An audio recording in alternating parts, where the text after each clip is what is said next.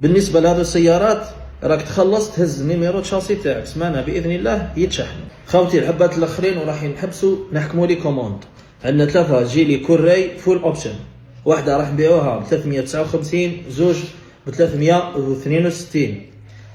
اللي يجي الاول راح يديها ب 359 خوتي، زوج ب 362 لا كولور غري فول اوبشن.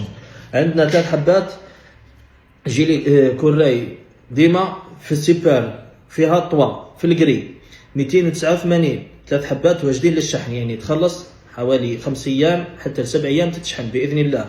عندنا ليفان اوتو في البلون بالطوا معروفه، ليفان اوتو 245 فيها 4 حبات فقط، 4 حبات فقط خوتي. اللي ما كومونداش من هذو يسمح لنا راح نحبسوا نحكموا لي كوموند.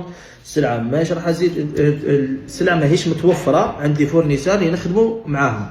عندك بالنسبه للفولكس فاجن والاودي راهم حبسوا، اسمع لي معلومه ثانيه للجماعه الوسطاء اللي كيفي، راهم حبسوا ما يحكموا في لي كوموند فيهم، ما كان لا تحكموا لي كوموند عليهم، ممكن جدا ما يخرجوش اصلا باش ما تطيحوش في مشاكل.